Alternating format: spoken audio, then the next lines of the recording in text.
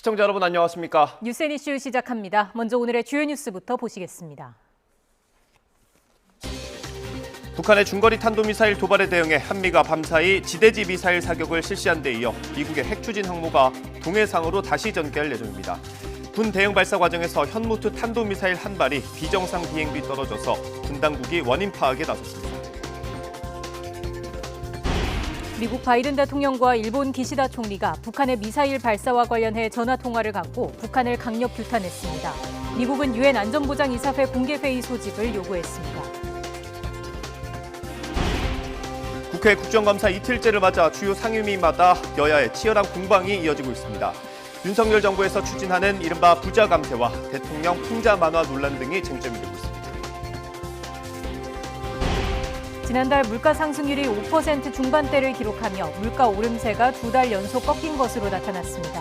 국제유가가 하락한 영향이지만 최근 환율 급등세를 감안하면 물가 불안은 여전하다는 분석이 나옵니다.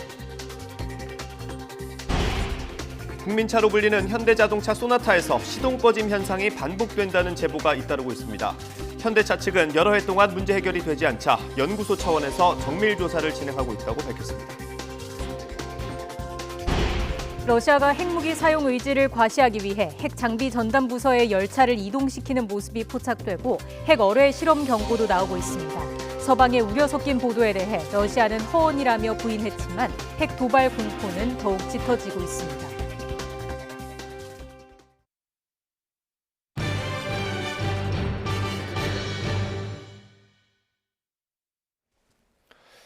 북한의 중거리 탄도미사일 도발에 한미 군 당국이 지대지 미사일로 대응했습니다. 이 과정에서 현무투 한 발이 비정상 비행으로 떨어져서 군 당국이 지역 주민들에게 유감을 표하기도 했습니다. 이런 가운데 미국의 핵추진 항공모함 로널드 레이건함이 동해 공해상으로 다시 전개합니다. 취재기자 연결해서 자세히 들어보겠습니다. 한현희 기자. 네, 국방부입니다. 네, 군 당국의 대응 사격 언제 있었던 겁니까?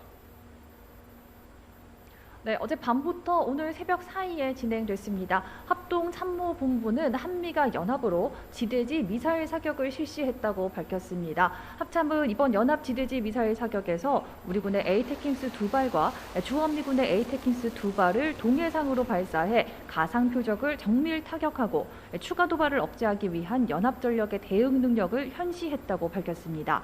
애초 우리 군은 에이테킹스 발사에 앞서서 현무투 탄도미사일 한 발도 발사한다는 계획이었습니다. 하지만 어젯밤 발사한 현무투 미사일 한 발이 발사 직후 비정상 비행 후 낙탄, 그러니까 떨어졌습니다. 군 관계자는 발사 직후 기지 내로 떨어져서 민간 피해는 없고 기지 내에도 인명 피해는 없다고 전했습니다.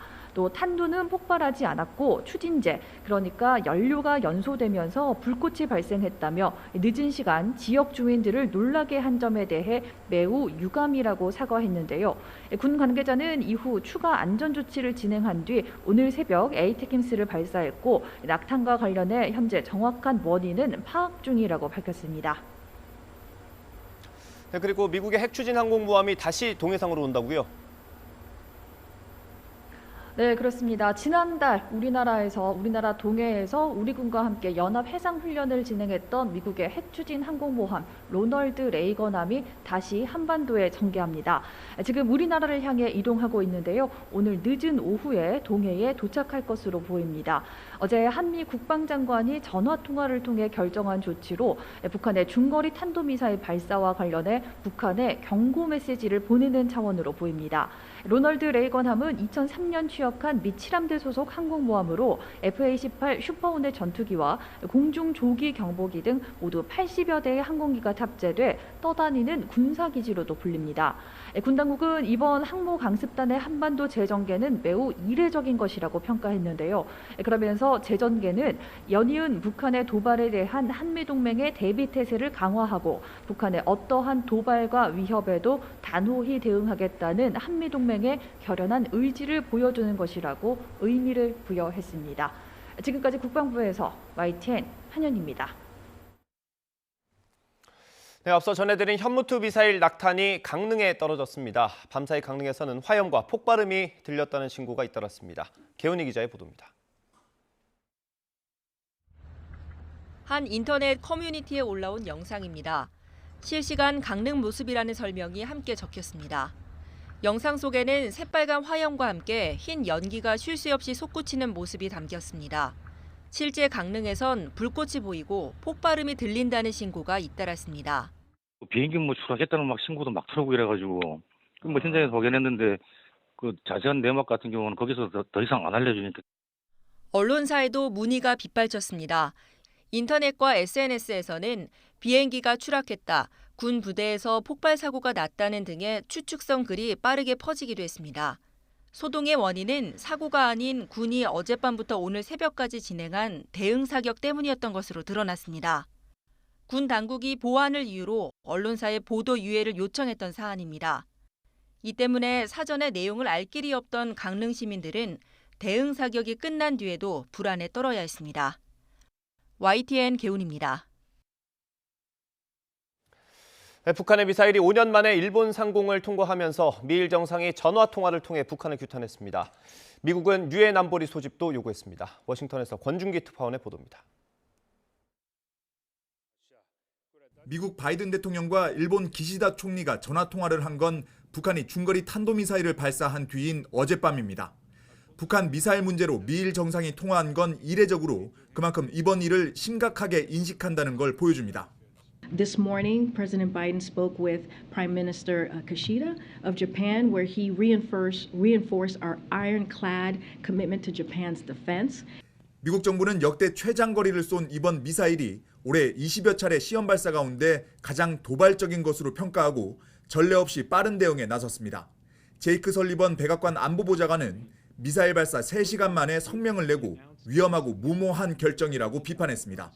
또 미국의 안보, 외교, 국방수장은 각각 한국과 일본의 카운터파트와 전화통화를 갖고 대응책을 논의했습니다. This kind of continued action not only is it unlawful, it is destabilizing to the region and the whole international community. And we continue to condemn this kind of testing and this kind of activity. 한미 군과 일본 자위대도 대응에 나섰습니다. 미국 인도태평양 사령부는 한국 공군과 서해에서 정밀 폭격 훈련을 실시하는 한편 동해 상공에선 일본 항공자위대와 양자 훈련에 들어갔습니다. These engagements were taken to showcase combined deterrent and dynamic strike capabilities while demonstrating the interoperability our nations share. 이런 가운데 미국은 유엔 안보리를 소집해 이번 탄도미사일 발사 문제를 논의할 예정입니다. 하지만 5개 상임이사국 가운데 러시아와 중국의 비협조로 추가 제재안이 결의될 가능성은 낮을 거란 관측입니다. 미국 전문가들 사이에선 우크라이나 전쟁에 미국이 정신을 팔린 사이 북한 김정은이 가능한 모든 무기 실험에 나설 거라며 조만간 대륙간 탄도미사일을 발사하고 연내 핵실험도 강행할 거란 전망을 내놓고 있습니다. 워싱턴에서 YTN 권윤기입니다. 이종석 국방부 장관이 북한이 9.19 남북 군사 합의를 이행하지 않는 것을 비판했습니다. 이 합의의 효용성에도 의문을 제기했는데 수개월 전에 있었던 인사청문회 때와는 다소 입장이 변한 겁니다. 북한의 계속되는 도발이 9.19 군사 합의에도 영향을 줄지 주목됩니다. 신준명 기자입니다. 국회 국방위원회 국정감사에서 9.19 남북 군사 합의에 대한 질문을 받은 이종섭 국방부 장관은 우리만 지키는 건 바람직하지 않다고 말했습니다. 북한은 합의사항을 준수하지 않는데 우리만 준수하는 것은 바람직하지 않습니다. 앞서 이 장관은 지난 5월 인사청문회에선 9.19 군사 합의를 폐기할 생각은 없다고 밝혔는데 이후 5개월 만인 이번 국정감사에선 북한의 도발이 계속될 경우 우리도 준수하지 않을 수 있음을 시사한 겁니다. 그러면서 이 장관은 9.19 합의로 국지 도발이 감소하는 성과가 있었다는 야당 의원의 평가에 대해 효용성 문제를 제기하기도 했습니다. 적병제에서 어떤 전술적 도발은 이렇게 말씀하신 것처럼 볼 수가 해석을 할 수 있는데 그렇지 않고 어떤 전략적 수준의 도발은 여전히 증가하고 있다 이렇게 말씀드리고요. 이 장관은 또 군 당국이 북한의 9.19 군사합의 불이행 사례로 2019년 창린도 방어부대 해안포 사격과 2020년 중부전선 감시초소 총격 사건 등 2건이라고 답변해온 것을 뒤집으며 불이행 추가 사례가 더 있다고 지적했습니다. 5년 동안 2건밖에 없다라는 거예요. 그 자료를 여기다 댄 건데 지금 장관께서 다른 의견을 하시는 거예요? 아닙니다. 의원님, 그건 대표적으로 2건을 제시했던 거고 사실은 더 있습니다. 이와 관련해 국방부는 완충수역 내 해안포문 개방 사례 다수도 9.19 군사합의를 이행하지 않은 사례로 본다고 추가 설명했습니다. 국방부의 이 같은 입장은 북한이 앞으로 군사합의를 위반할 경우는 물론 계속된 미사일 도발에 이어 7차 핵실험까지 감행할 경우 9.19 군사합의도 영향을 받을 수 있다는 것을 애둘러 표현한 것으로 관측됩니다. YTN 신준명입니다. 국정감사 이틀째인 오늘도 주요 상임위마다 여야의 공방이 벌어지고 있습니다. 윤석열 정부의 세제 개편안과 풍자 만환을 둘러싼 논란이 많이 언급되고 있습니다. 국회 취재기자 연결합니다. 김태민 기자. 네, 국회입니다. 네, 먼저 기재위 내용부터 전해주실까요? 네, 어제에 이어서 기획재정부에 대한 국정감사가 이틀째 이어졌는데요. 오늘은 재정당국의 조세 정책에 대한 질의응답이 이어지고 있습니다. 야당은 예상대로 윤석열 정부의 세제 개편안을 겨냥해서 집중 공세를 폈는데 법인세, 종부세 완화 정책 등이 결국 부자 감세가 아니냐고 지적했고, 이에 대해 추경호 경제부총리는 오히려 중소, 중견기업 등 취약계층의 이득이 더 크다고 항변했습니다. 들어보겠습니다. 이번 세제 개편안, 특히 과세표준 3천억 이상에 대해 해당하는 100여 개 기업에 대한 법인세 인하, 이거 부자 감세 맞죠? 대기업을 부자로 프레임을 하는 그 인식부터 동의를 하고 있지 않고, 제가 늘 말씀드리지만 이번에 법인세 개편안에 중소 중견기업이 오히려 대기업보다 감면폭이 더 크다. 특히 감세 정책으로 인한 효과를 두고 야당과 정부 측 입장이 평행선을 달리면서 시간이 갈수록 공방은 가열될 전망입니다. 네, 대통령 풍자 만화를 두고도 공방이 좀 있죠? 네, 어제 문화체육관광부는 윤석열 대통령의 풍자 만화를 전시한 한국만화영상진흥원에 엄중 경고 조치를 내렸습니다. 정치적 주제를 노골적으로 다룬 만화를 전시작품으로 선정했다는 게 이유였는데, 국민의힘도 이런 작품에 공공기관이 포상까지 한 건 표현의 자유와는 별개 문제라고 거듭 지적했습니다. 들어보겠습니다. 표현의 자유는 누구나 표현의 자유고 창작할 자유가 있죠. 근데 그것을 그 공공기관이 표창을 하고 예산을 받아 하는 건 문제가 있다고 봐요. 표현의 자유와 포상하는 건 별개의 문제지. 당연히 비판받아야 되지. 하지만 문체부 국정감사에서는 반대로 야당 지적이 잇따르고 있는데, 과거 풍자의 자유를 보장하겠다던 윤석열 대통령의 발언 영상을 튼 데 이어서 박근혜 정부 당시 문학의 블랙리스트 사건을 언급하며 정부를 압박했습니다. 이에 대해 문체부는 작품이 아닌 공공기관의 문제를 지적한 것이라고 반박하기도 했습니다. 각각 이어서 들어보겠습니다. 대통령도 정치 풍자는 당연한 권리라고 했어요. 네, 당연한 권리입니다. 그건. 이 사건은 헌법상 표현의 자유와 관련 있는 문제에다가 대통령 뜻과도 배치돼요. 학생의 작품을 문제 삼는 게 아닙니다. 왜 순수한 예술적 감수성으로 영성을 쌓은 중고생 만화 공모전을 정치오용 공모전으로 변색시킨 만화진흥원에 대해서 장관님 이처럼 정부가 고교생의 만화에까지 간섭한다는 야당의 지적과 또 여기 맞서는 정부 여당의 반박이 이어지면서 논쟁은 격화할 것으로 보입니다. 네, 감사원이 서해 공무원 피격 사건을 감사하면서 절차를 위반했다는 의혹도 나왔다고요? 네, 민주당 박범계 의원은 오늘 아침 라디오 방송에 출연해 감사원이 지난 6월 서해 공무원 피격 사건 감사에 착수했을 당시 최고 의결기구 절차를 건너뛰었다는 의혹을 제기했습니다. 유병호 사무총장이 위임 전결 조항을 활용해서 감사위 의결을 건너뛴 채 감사를 강행한 것으로 추정했는데요. 국정감사 기간이 끝난 뒤에는 직접 직권남용 혐의로 고발하겠다는 뜻을 밝히기도 했습니다. 이에 대해 감사원은 서해 사건 감사가 절차를 무시했다는 의혹은 전혀 사실이 아니라고 반박했습니다. 특히 공직감찰은 구체적 사안마다 최고 의결기구인 감사위 의결을 받아 실시하는 것이 아니라고도 선을 그었습니다. 이처럼 문재인 전 대통령에 대한 감사원의 서면 조사 통보로 촉발된 논란에 불이 붙는 모습인데요. 야당의 법적 대응 방침에 감사원도 정면으로 반박하면서 앞으로도 신경전이 이어질 전망입니다. 지금까지 국회에서 YTN 김태민입니다. 지난달 물가 상승률이 5% 중반대를 기록하며 올해 내내 치솟던 물가 오름세가 2달 연속 꺾였습니다. 주유소 기름값이 내려간 것이 큰 영향을 미쳤습니다. 다만 최근의 환율 오름세 등으로 물가 불안은 여전한 상태입니다. 취재기자 연결합니다. 권남기 기자. 네, 경제부입니다. 네, 물가가 여전히 높은 수준입니다만은 다행히 상승세는 조금 꺾이는 모습입니다. 자세한 내용 전해주시죠. 네, 지난달 소비자 물가가 1년 전보다 5.6% 올랐습니다. 물가는 올해 1월부터 가파르게 오르며 7월엔 외환위기 이후 최고점을 찍기도 했는데요. 이후 전월인 8월에 이어 2달 연속 꺾인 겁니다. 이런 상승세의 둔화는 국내 주유소 기름값이 떨어진 덕이 가장 큽니다. 세계적인 경기 침체 우려 등의 국제유가가 안정세를 보이며 8월 초 1,800원대였던 전국 평균 휘발유 값은 1,600원대로 떨어졌습니다. 물론 1년 전과 비교하면 경유값 등은 여전히 높은 수준이지만 가격 내림세가 이어지며 전월과 비교해 물가를 끌어내렸습니다. 여기에 본격적인 성수기 이후 단체 여행이나 승용차 임차료 등이 전월보다 내려가며 물가 상승세가 꺾이는 데 도움을 줬습니다. 반면 작황이 좋지 않았던 배추와 무 가격이 1년 전보다 90% 넘게 폭등했고 수입 쇠고기도 10% 이상 비싸졌습니다. 다만 풍년인 쌀은 가격이 크게 내렸습니다.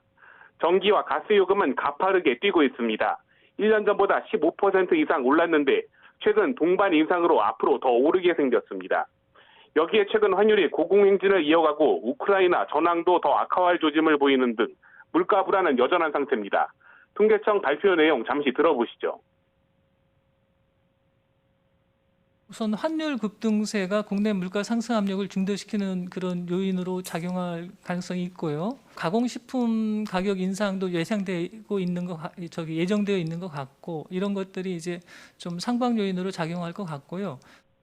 네, 이에 따라 석유류 가격 안정세에 물가가 정점을 찍더라도 당분간 5%대의 고물가는 이어질 것으로 보입니다.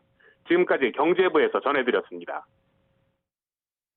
국내 수출 기업들의 올해 4분기 실적이 지금보다 더 나빠질 것이라는 전망이 나왔습니다. 한국무역협회 국제무역통상연구원은 올해 4분기 수출 산업 경기 전망 지수가 84.4로 지난 3분기보다 10포인트 하락했다고 밝혔습니다. 지수가 기준선인 100 아래로 내려가면 기업들이 다음 분기 수출 경기가 직전보다 악화할 것으로 예상한다는 의미입니다. 국제 펄프 가격이 지난해보다 50% 넘게 오르면서 종이 가격이 훌쩍 뛰었습니다. 안 그래도 상황이 좋지 않았던 인쇄업계는 행여나 손님이 줄어들까 걱정이 이만저만이 아닙니다. 자세한 내용 현장에 나가 있는 취재기자 연결해서 알아보겠습니다. 김다현 기자. 네, 충무로 인쇄거리에 나와 있습니다. 네, 현장 분위기 어떻습니까? 네, 이곳 충무로 인쇄거리는 전반적으로 한산한 모습입니다. 아직 문을 열지 않거나 폐업한 가게들도 곳곳에서 눈에 띄는데요. 최근 10년 사이 문서의 디지털화가 빠르게 진행됐기 때문입니다. 여기에 최근에 종이 가격까지 가파르게 오르면서 상인들은 그나마 있던 손님들마저 떠날까 걱정하는 모습입니다. 이야기 직접 들어보시죠. 종이값이 많이 오르다 보니까 많이 어려움을 겪고 있죠. 거의 한 4차례에 걸쳐서 오르다 보니까 이제 거래처의 그런 관계도. 인쇄업계에서는 보통 전지 500장, 즉 종이 한 연을 기본 단위로 판매하고 있습니다. 현재 종이 한 연 가격은 62,000원 수준으로 지난해보다 무려 50% 넘게 올랐습니다. 지난해 4차례, 올해만 벌써 2차례 가격이 오르면서 가격표를 수차례 수정했다는데요. 업계 관계자는 가격이 수시로 올라 손님들에게 말하기도 미안할 정도라며 난처한 표정을 감추지 못했습니다. 이렇게 종이 가격이 폭등한 이유, 종이 원료인 펄프 가격이 고공행진을 하고 있기 때문입니다. 펄프 가격은 지난해 말보다 50% 넘게 급등해 현재 1톤에 $1,000 수준입니다. 전례 없는 인상률이지만 이 가격이 한동안 안정되긴 어려워 보이는데요. 코로나19 영향이 줄면서 전 세계적으로 펄프 수요는 늘었는데 주요 조림지인 인도네시아, 캐나다 등의 홍수와 산불이 겹치면서 원료 수급에 어려움을 겪고 있는 탓입니다. 여기에 원달러 환율도 1,400원을 넘어서며 수입 비용이 대폭 증가한 것도 가격 인상에 적잖은 영향을 미쳤습니다. 결국 제조업계와 인쇄업계는 어쩔 수 없이 제품 단가를 올렸는데 기존에도 문서 디지털화로 수요가 감소한 상황에서 손님이 더 줄어들까 노심초사하는 분위기입니다. 업체 관계자들은 자신은 겨우 버티고 있지만 이미 다른 곳으로 이직한 상인들이 많다는 이야기도 전했습니다. 인쇄물 자체가 좀 줄어들고 있어가지고 그게 많이 안 좋아요. 연세 드신 분들도 계시고 일이 없으니까 폐업하시는 분들도 계시고. 이처럼 제지, 인쇄업계까지 불어닥친 물가 인상 바람은 소비자들에게는 부담을, 상인들에게는 폐업이라는 안타까운 결과를 낳고 있습니다. 지금까지 충무로 인쇄거리에서 YTN 김다현입니다. 여행업 단체장이 이끄는 업체들이 코로나19 시기 1,000억 원이 넘는 계약을 싹쓸이하고 인건비나 방역 물품을 빼돌렸다는 의혹, 앞서 연속 보도로 전해드렸습니다. YTN 취재 결과 이 여행사들의 코로나 특수 의혹 수사를 서울경찰청이 직접 수사하는 것으로 확인됐습니다. 그동안 일선경찰서 수사가 지지부진했다는 지적이 있었습니다. 취재기자 연결해서 자세한 내용 들어보겠습니다. 이준혁 기자. 네, 사회일보입니다. 네, 수사가 조금 늦어진다는 지적도 있었는데 본격화될 수 있는 겁니까? 네, 그동안은 서울 영등포경찰서에서 영등포구청이 고발한 내용만 수사하고 있었는데요. 여행업단체 회장이 이끄는 업체가 지난 1월부터 5월 사이 영등포구 생활치료센터를 위탁 운영하면서 인건비 1,300만여 원을 과다 청구했다는 내용입니다. 그런데 지난주 서울경찰청 강력범죄수사대가 수사를 이어받은 것으로 확인됐습니다.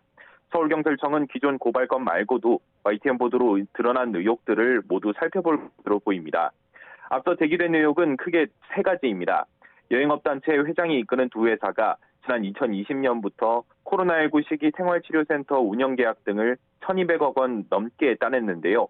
90% 이상이 수의계약이었고 첫 계약부터 여행업단체 회장 자격으로 자체 추천하면서 이뤄져 미심쩍다는 게 첫 번째입니다. 방역시설을 운영하면서 인건비를 과다 청구했다는 의혹도 있습니다.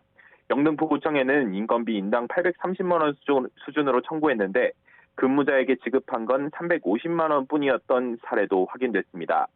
국고로 지원받은 방역 물품을 업체가 계약을 맺은 별도 행사에 무단으로 빼돌린 정황도 포착됐는데요. 지방청 규모로 수사가 확대되면서 이 같은 수상한 수의계약, 인건비와 방역용품 유용 의혹 수사에 박차가 가해질 것으로 보입니다. 지금까지 사회 일부에서 전해드렸습니다. 코로나19 주간 위험도가 2주 연속 낮음을 기록했습니다. 오는 11일부터는 오미크론 변이에 맞게 개발된 개량 백신 접종이 시작됩니다. 취재기자 연결합니다. 김현아 기자. 네, 사회 2부입니다. 네, 코로나19 주간 분석이 나왔습니다. 신규 확진자 수가 수요일 기준으로 13주 만에 최저치라고요. 네, 오늘 0시 기준 코로나19 확진자는 34,739명으로 지난주 대비 1,400여 명 감소했습니다. 말씀하신 대로 수요일 기준 확진자 수로는 13주 만에 최소를 기록했고 감염 재생산 지수 역시 6주 연속 1 미만을 기록해 감소세를 이어갔습니다. 덕분에 코로나19 주간 위험도도 2주 연속 수도권과 비수도권 모두 낮은 수준에 머물렀습니다. 위중증 환자는 20명 줄어든 333명으로 8일째 300명대를, 사망자는 16명으로 집계됐습니다. 다만 전반적인 안정세에도 재감염 비율은 꾸준히 늘고 있습니다. 9월 셋째 주 재감염 비율은 10.92%로 최근 한 달 사이 상승폭이 가장 컸는데요. 방역당국은 백신 접종 이력이 있으면 재감염 위험성이 낮아지는 것으로 확인된 만큼 접종에 적극 참여해달라고 당부했습니다. 특히 오미크론 변이에 대응하기 위한 2가 개량 백신 접종이 다음 주 화요일인 11일부터 시작됩니다. 고위험군을 포함해 아직 추가 접종을 하지 않은 분들은 꼭 접종해서 올겨울 예상되는 재유행에 대비해달라는 당부입니다. 질병관리청은 국회 업무보고에선 올 12월에서 3월 사이 재유행이 예상되고 새 변이가 나타날 수도 있지만 겨울철 유행을 잘 버티면 실내 마스크 착용 의무를 단계적으로 완화하는 방안을 논의할 거라고 밝혔습니다. 지금까지 사회 2부에서 YTN 김현아입니다.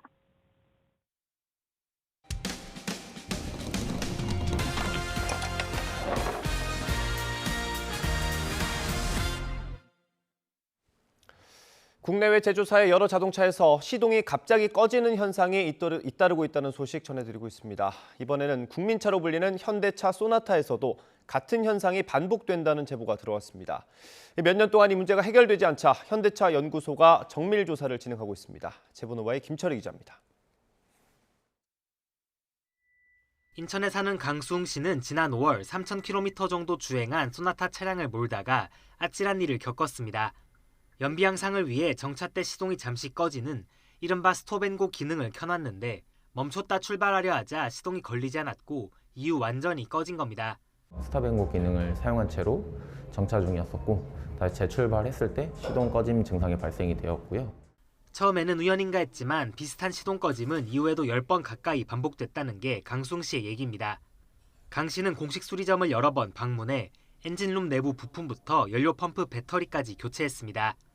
하지만 이후에도 시동 꺼짐 증상이 이어졌고 결국 안전을 위해 차량을 말소 처리하기로 했습니다. 현대차 제안에 따른 겁니다. 그래도 증상을 못 잡는 게 큰 문제지 않을까 하는 생각을 합니다. 생명과 직결이 될 수도 있고 사고가 났을 때 큰 사고로 이어질 수 있다 보니까. 이에 대해 현대자동차는 자체 조사 결과 시동 꺼짐은 확인되지 않았다면서도 스톱앤고 기능을 켜놓으면 엔진의 회전수가 떨어지는 현상이 있었던 것은 맞는다고 인정했습니다. 그러면서 연구소에 차량을 넣어 정확한 원인 규명 작업을 벌일 예정이라고 덧붙였습니다. 해당 차종에서 비슷한 증상을 겪었다는 제보는 수년째 인터넷 커뮤니티 등을 통해 이어지고 있습니다. 최근에는 같은 모델의 신형 순찰차에서까지 시동 꺼짐 현상이 일어나 논란이 됐습니다.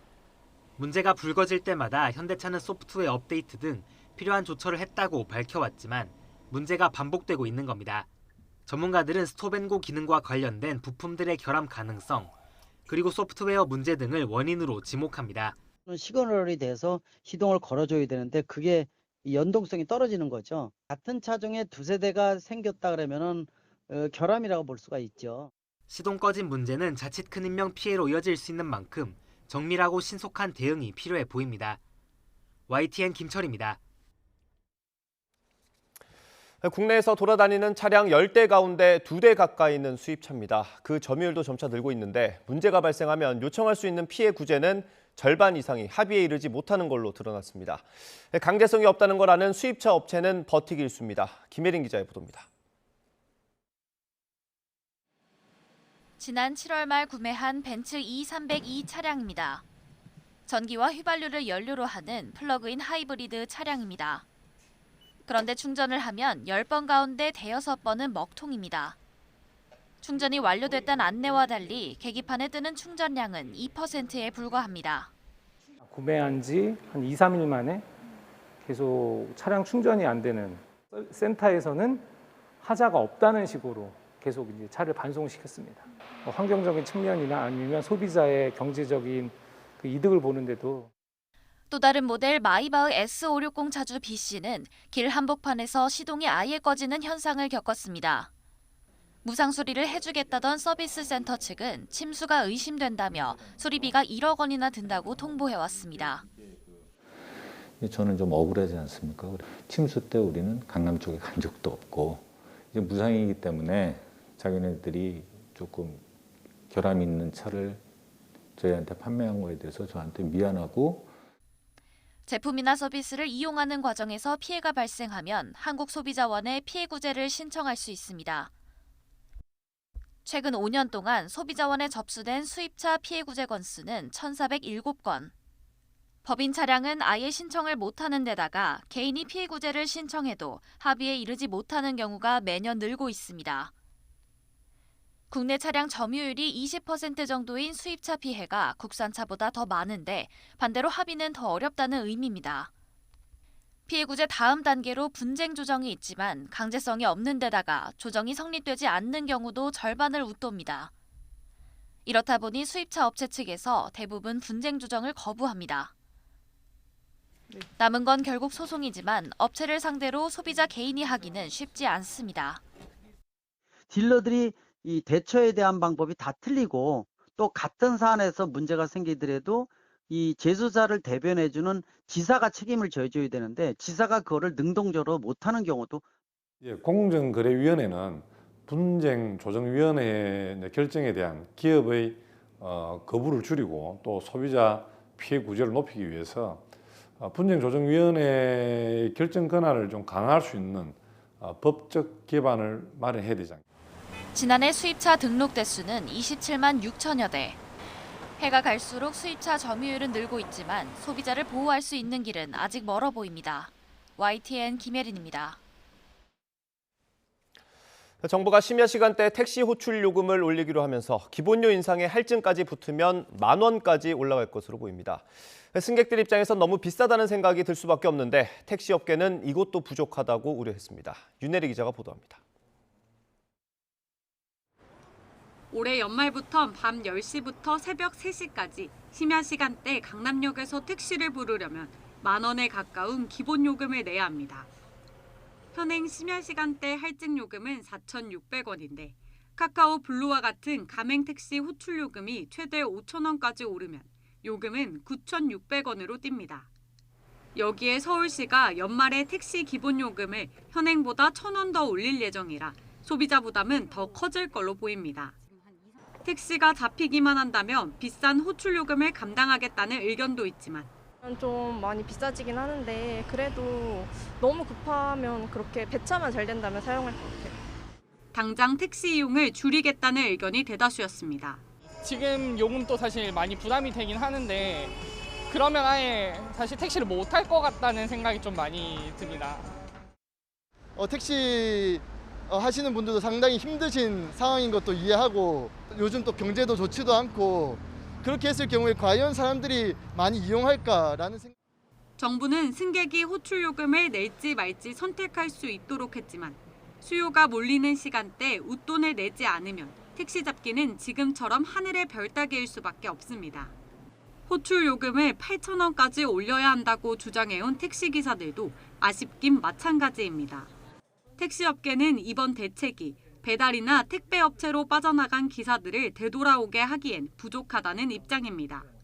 플러스 5,000원 정도는 돼야지 보통 하루에 한 5건 정도를 호출을 받는다 치면은 한 65만 원, 월 한 65만 원 정도가 되거든요.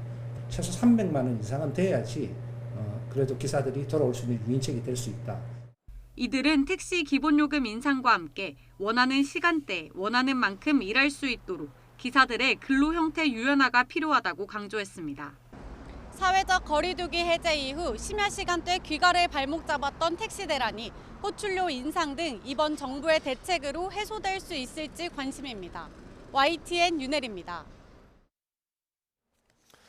윤석열 대통령이 정보통신 기술을 접목한 지능화된 농업 시스템 스마트팜을 방문해서 비상경제 민생회의를 주재했습니다. 윤 대통령은 오늘 경북 상주시에 있는 스마트팜 혁신밸리를 방문해서 청년 농업인들을 격려하고 제9차 비상경제 민생회의를 주재했습니다.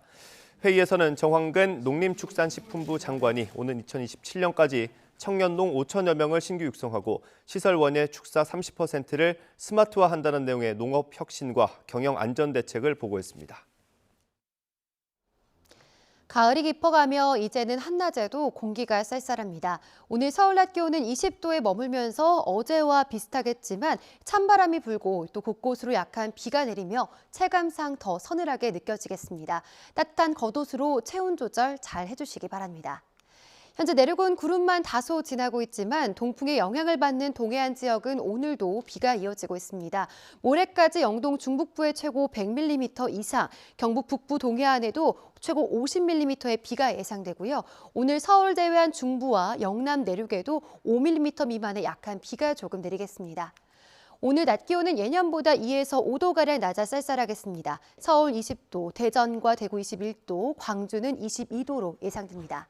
당분간 곳곳으로 비 소식이 잦겠습니다. 토요일에는 반짝 맑은 날씨를 되찾겠지만 서울 아침 기온이 9도까지 떨어지면서 올가을 들어 가장 쌀쌀할 것으로 보이고요. 한글날인 일요일과 월요일 사이에도 대부분 지역에서 비가 내릴 전망입니다. 날씨였습니다.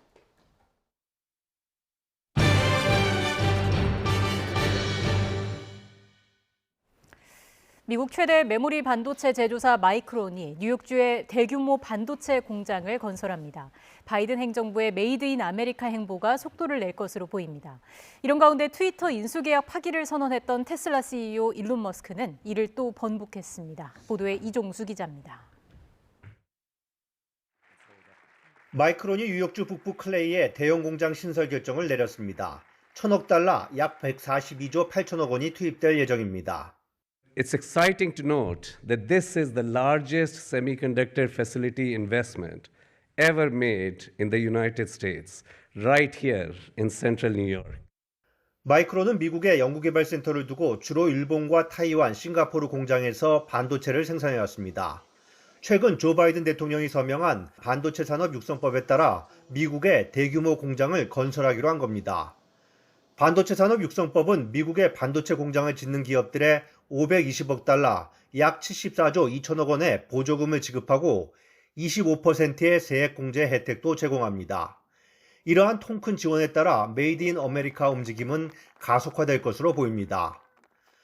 한편 석 달 전 인수계약 파기를 선언했던 일론 머스크가 또 입장을 번복해 트위터 인수를 원래대로 추진하기로 했습니다.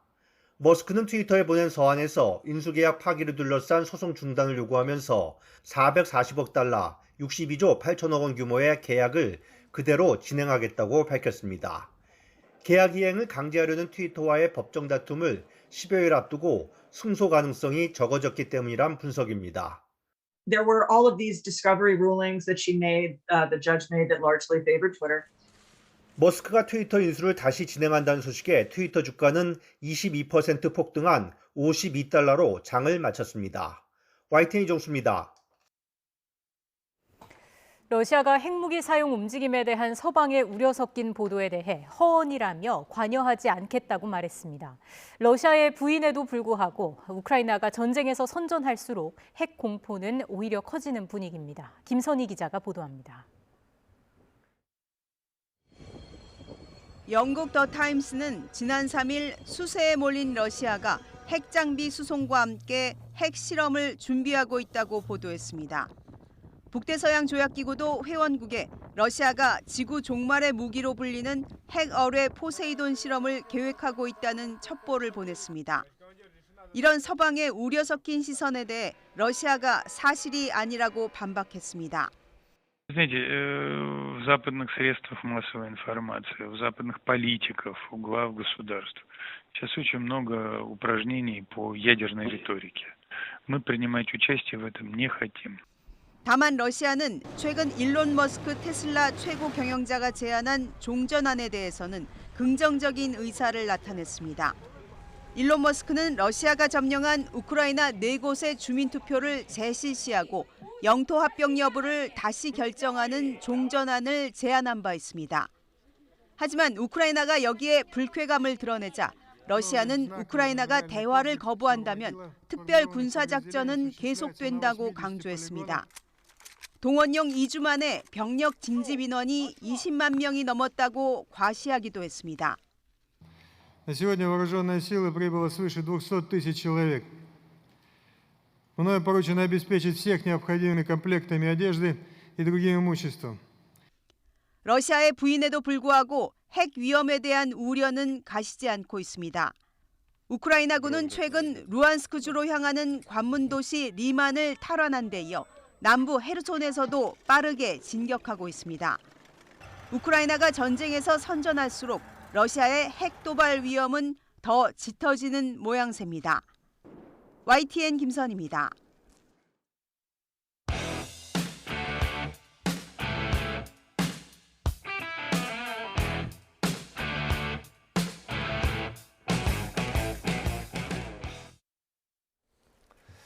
네, 오늘의 정치권 이슈 짚어보겠습니다. 복귀왕 전 청와대 정무비서관, 장성철 공론센터 소장 두 분 나오셨습니다. 어서 오십시오. 안녕하세요. 안녕하십니까. 오늘 감사원의 감사 내용부터 좀 짚어보겠습니다. 언론 보도 보니까 중대한 위법을 발견한 것으로 얘기를 하는 것 같더라고요. 그러면 수사기관에 고발하는 대상이 있어야 될 거 아닙니까? 그렇죠. 어느 정도 예상하세요? 글쎄요, 그거는 당시 청와대 안보실장 그리고 통일부 장관 이런 쪽에서 어떤 결정을 내렸는지 국정원에서는 어떤 결정을 참고로 했는지 그런 것들을 좀 살펴봐야 될 것 같은데 일단은 감사원에서는 대통령께서 언제 보고받으셨고 어떠한 조치를 내렸는지에 대해서 알고 싶어 했던 것 같아요. 왜냐하면 이것은 대한민국 국민의 생명과 안전과 관련된 중대한 문제 아니겠습니까? 만약에 그 당일날 오후 12시부터 이분이 실종됐다라고 보고가 됐었는데 네. 저녁 10시에 피격이 됐다라고 이렇게 보도가 되지 않았습니까? 당시 그러면 10시간 동안 대한민국 국민의 생명과 안전을 지키기 위해서 대한민국 공권력과 대통령은 어떠한 일을 했느냐라는 것은 분명히 밝혀져야 될 문제 같아요. 예. 그래서 만약 이 부분에 있어서 중대한 위법 사항이 적발이 됐다면 당연히 검찰에 고소 고발로 수사 의뢰로 분명히 넘어갈 것이고 이것은 전 정권을 향한 어떤 광범위한 수사가 진행될 수 있는 문제다라고 보여집니다. 예, 이게 14일 전후로 발표가 된다면 이게 국정감사가 진행이 되고 있는 시기인 거잖아요. 그렇게 따지면 또 문재인 정부나 민주당에게 유리한 내용만은 아닐 것이다 이런 생각도 드는데요. 그러니까 이런 과정 자체가 정상적이지 못해요. 감사에 대한 중간 발표를 한다. 이런 얘기도 별로 못 들어봤어요. 그리고 중간 발표 전에 중대한 혐의점을 발견했다라고 하는 것도 못 들어봤어요. 이거는 그야말로 과거에 검찰이 정치 수사를 할 때 했던 행태를 그대로 반복해서 보여주는 거예요, 감사원이. 그러하기 때문에 지금 감사원의 이런 감사 형태가 순수하지 못하다라고 비판을 받는 것이죠. 그리고 시점도 또한 마찬가지 아니겠습니까? 굉장히 여당에 불리한 시점에 문재인 대통령과 현 정권의 대립구도를 딱 형성하게 만드는 그러한 그 문서 조사, 서류 조사를 하겠다라고 하는 것인데 시점부터 시작해서 내용까지도 너무나 석연치 않은 구석들이 많은 이런 감사라서 지금 땅에 떨어진 감사원의 이런 권위를 어떻게 회복하려고 하는지 저는 최재 감사원장과 또 유병호 사무총장에게 묻고 싶어요. 그분들은 현재 열심히 일하고 있는 순수한 마음으로 일하고 있는 우리 감사원 직원들의 사기를 꺾는 그들의 어떤 그 위상을 훼손하는 이런 행위를 현재 하고 있는 것 아닌가라는 걱정과 우려가 됩니다. 예. 소장님 하신 말씀 있을까요? 할 말은 없는데 이제 전직 대통령이라도 잘못된 사항들, 의혹 그런 것들이 있으면 제대로 조사받고 뭐 수사받아야 된다라고 좀 말씀드립니다. 대한민국과 대한민국 국민들은요. 전직 대통령 아니면 현직 대통령이라도 잘못했다 그러면 탄핵도 하고 처벌도 하고 감옥도 보내고 그런 정의로운 나라다. 전직 대통령이 성역이나 신이 될 수는 없다라고 말씀을 드립니다. 참고로 하나 말씀드리면 2016년 11월 21일 날 당시 문재인 민주당 대표께서 뭐라고 하셨냐면요. 법 앞에 만인은 평등하다. 성역은 있을 수가 없다. 퇴임 후 불기소 특권이 없어진다면 그때 잘못된 사항들이 있다면 엄정한 법의 심판을 받아야 할 것이다. 라고 본인 입으로 얘기했어요. 물론 이때는 박근혜 전 대통령을 향해서 한 말이긴 하지만 이것이 박근혜 전 대통령뿐만이 아니라 본인에게도 향해야 된다. 그것이 이중잣대고 전직 대통령으로서 대한민국의 법치를 지키겠다라는 그런 중대한 의지를 밝혀야 한다라고 말씀드립니다. 네. 저는 당연한 말씀이라고 생각하고요. 그것에 대해서 저도 뭐 부정하고 싶은 생각이 없어요. 그런데 이렇게 그 중간 실무 책임자들에 대한 조사도 마치지 않고 곧바로 대통령에게 이런 어떤 그 조사를 한다라고 하는 시도는 지금까지 없었던 거예요. 지금까지 전직 대통령들에게는 과정에 대한 감사를 다 마치고 대통령께는 그러한 부분에 대한 뭐 보고를 받았느냐라는 확인 차원의 어떤 조사였거든요. 그런데 이거는 중간 실무 책임자에게 물어야 될 것까지도 대통령에게 물을 수밖에 없는 그런 거 아니겠습니까? 그러다 보니 대통령께서는 사실 모욕감을 느끼는 것이고 감사원의 감사 자체가 순수성이 없다라고 판단한 것이죠. 저는 잘못된 부분에 대한 역사적 처벌, 정치적 처벌, 법적 처벌 이 부분은 저는 대통령을 비롯해서 현직 대통령조차도 모두에게 저는 평등해야 된다라는 말씀에는 공감하지만 그것이 국민들이 이해하는 정상적 절차와 과정으로 진행돼야 된다라는 말씀 드리는 거예요. 당시에 서훈 안보실장이라든지 박지원 국정원장 같은 경우에는 조사를 하려고 했더니 자기네들은 답변을 안 하겠다, 조사 응하지 않겠다라고 얘기를 했어요. 그러면은 감사원은 네 알겠습니다. 그럼 더 이상 조사하지 않겠습니다. 이게 맞아요? 이럴 수는 없잖아요. 그렇다면 대통령은 안보실장으로부터 언제 보고받고 안보실장에게 어떠한 지시를 내렸는지 그런 것은 알아야 된다. 조사가 돼야 된다는 생각이고 답변하기 싫으시면 답변 안 하겠어라고 하면 돼요. 감사원에서 절차적인 정당성은 좀 얘기를 하셨지만 어쨌든 감사법 50조에 입각한 조사 절차가 진행 중인데 본인은 감히 나를 조사해? 무례한 짓이야? 이런 식으로 반응하는 것은 옳지가 않아요. 그러니까 제대로 절차를 따져서 제대로 조사를 했느냐 그 부분은 다시 따져야 할 문제지만 대통령의 전직 대통령의 반응은 상당히 좀 아쉽고 부적절하다라고 말씀드릴 수밖에 없습니다. 어떤 조사를 하더라도 네 하면서 응해야 되는 것이 전직 대통령의 모습인가요? 저는 그렇게 보지 않습니다. 전직 대통령도 정치적 상징이 있는 인물이에요. 그러하기 때문에 그분이 갖고 있는 정치적인 범위 내에서 자신의 말씀을 하실 수 있는 것인데 저는 이 부분은 정치적인 표현이 아니라 저는 그 전직 대통령으로서 또 그 인간으로서의 한 어떤 그 표현을 한 것이라고 생각해요. 이분이 말씀이 별로 없으신 분인데 무례하다라고 하는 것은 이 부분에 대해서는 절차와 과정, 정치적인 이런 모든 부분까지도 제대로 갖추지 않은 상태에서 나에게 물으려고 하는 것이다 라는 표현을 한 것이다 라는 것이 맞고요. 절차와 과정 아까 말씀하신 것처럼 감사위원회 제대로 된 절차 밟지 않았었고, 그리고 이미 진행된 절차에 대해서 사후 승인 받으려고 하는 것에 대해서 감사위원회에서 부적절하다라는 표현을 분명히 했던 거예요. 네. 그럼에도 불구하고 사무총장의 판단 하에서 이것이 일방적으로 진행되고 있는 것, 감사원 자체 내에서 이미 감사원법을 위반하고 있는 것 아니냐라는 어떤 문제 제기까지도 진행되고 있는 것이라, 그런 과정에서 바로 전직 대통령에게 이런 어떤 서면 질문서를 보내는 행위 자체가 과연 납득이 될 만한 내용인지에 대한 그런 어떤 그 의견의 차이에 대한 표현을 한 것이지, 전직 대통령이기 때문에 나는 조사 안 받겠다라는 것은 결코 아니다라는 것에 대해서 말씀드립니다. 그러면 문재인 전 대통령께서 그렇게 말씀하셨어야 돼요.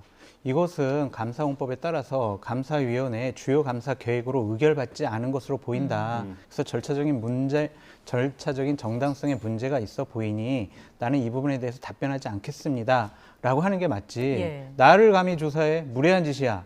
이거는 맞지 않다는 말이에요. 다른 말씀은 없었잖아요. 무례하다라는 말씀만 무례하다라는 게 나를 표현이 되었고, 윤건영 의원 표현처럼 많은 말씀이 있었지만 그런 정도로 가름하겠습니다. 라고 한 것이고, 무례하다라는 말에 아까 말씀드렸던 것처럼 많은 뜻들이 함축되어 있다라는 말씀을 드려요. 알겠습니다. 어제 전재수 의원이 나와서 말씀해 주셨는데 이 단건에 대해서 얘기한 게 아니라 아마도 지금 일련의 과정들을 다 통틀어서 말씀하신 것 같다라는 설명을 해주시긴 했습니다. 그러면 그 설명을 그때 밝혔을 때 얘기를 했어야 된다니까요. 제 말은 다른 건 다 이렇게 통틀어서 말씀하신 거예요. 이 무례한 것이라는 짓이라는 게 요건만 얘기한 게 아니에요라고 처음에 밝혔어야죠. 문제가 생기니까 변명 형식으로 얘기하는 것은 비겁한 거죠.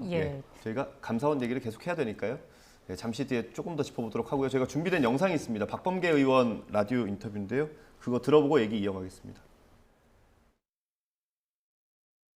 지금 완전한 협업 플레이 아니겠습니까? 감사원의 감사원법상의 감사라는 거는 수사를 예정해 두고 있는 것이 아니에요. 제도 개선, 징계, 공무원에 대한 징계, 변상, 그리고 시정 조치, 이런 미래지향적인 어떤 그러한 것을 염두에 두고 하는 것이 감사인데, 지금 이 서해 사건만 하더라도 문재인 전 대통령이 조사하겠다 하는 것도 이미 검찰이 이미 수사에 착수했고, 그 수사의 경과가 어느 정도 진행되는지 모르겠습니다. 근데 그거와 동일한 내용을 지금 감사원이 또 감사를 하고 있다는 거예요.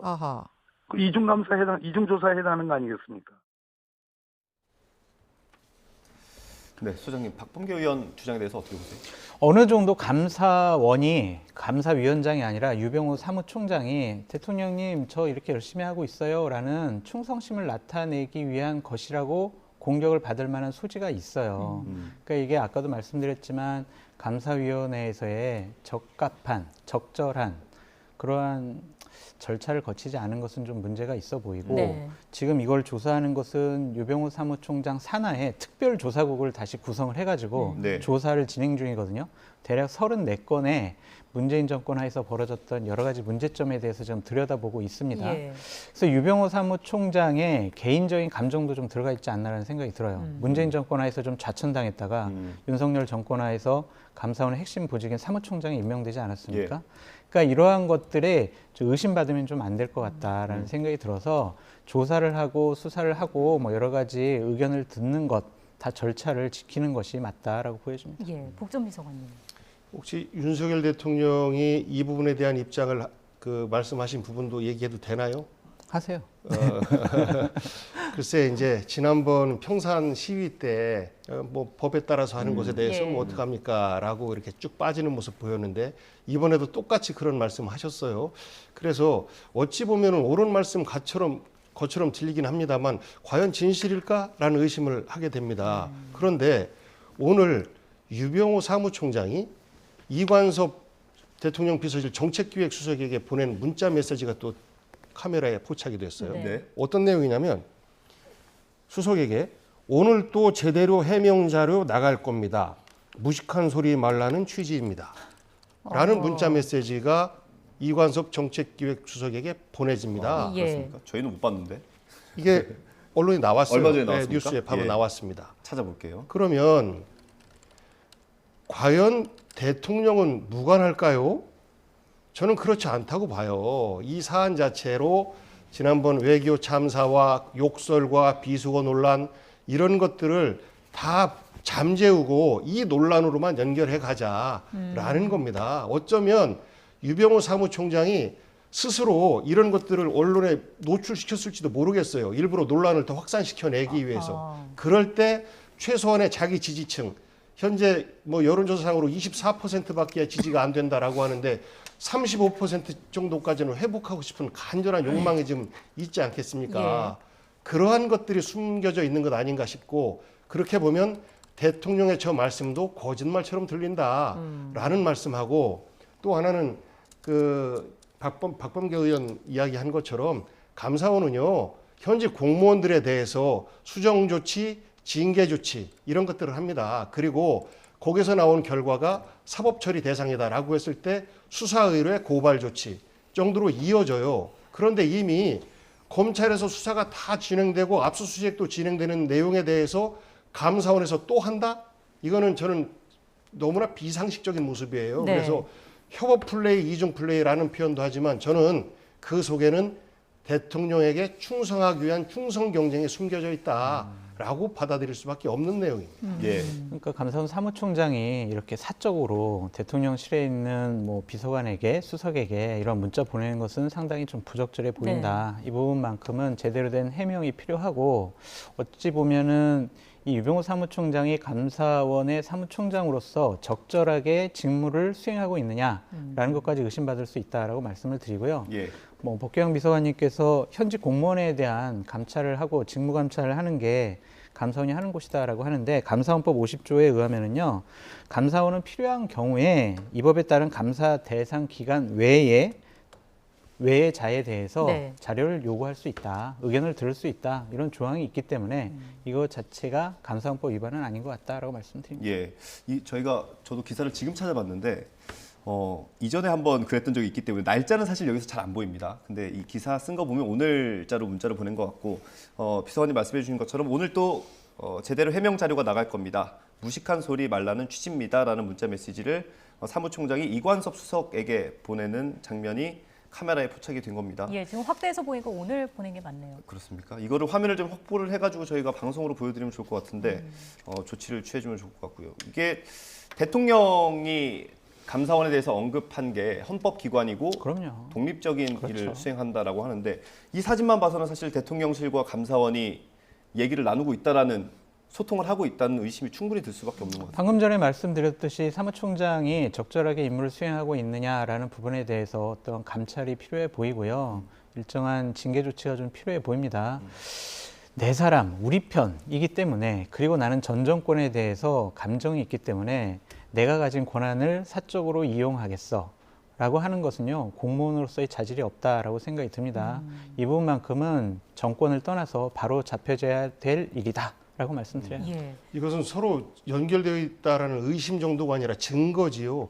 오늘 또 해명자료 나갈 겁니다잖아요. 그 전에 해명자료도 이미 다 대통령실과의 교감 속에서 어찌 보면 대통령실의 지휘 하에 감사원이 움직이고 있다라는 것을 증명하는 것이고, 이것에 대해서 그 대통령 수석에게 보고하는 거 아니겠습니까? 저는 들킨 거예요. 이렇게.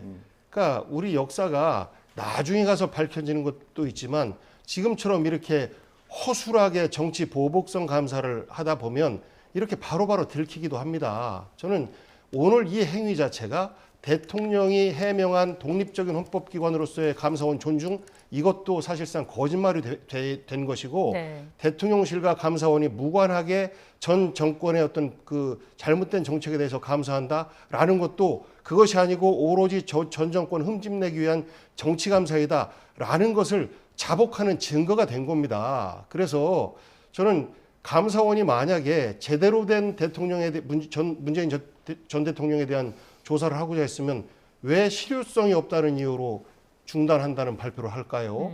저는 정말로 필요하다라고 하면 그럼에도 불구하고 감사해야 됩니다. 라는 것이 바른 감사원의 자세라고 봐요.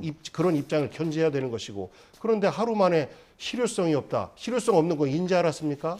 결국은 정치적 공방 대상으로 감사원이 나선 것이고, 그것에 대해서 유병호 사무총장 공을 세우고 싶은 이런 욕심이 있어 보이는 증거입니다. 그러니까 실효성이 왜 없냐? 대통령께서 답변을 하지 않겠다라고 했으니까 당연히 조사에 대한 실효성이 없는 거죠. 그리고 지금까지 조사한 결과 중대한 위법 사항이 적발이 됐기 때문에 대통령의 답변을 들어지 않아도 된다라고 생각할 수도 있고요.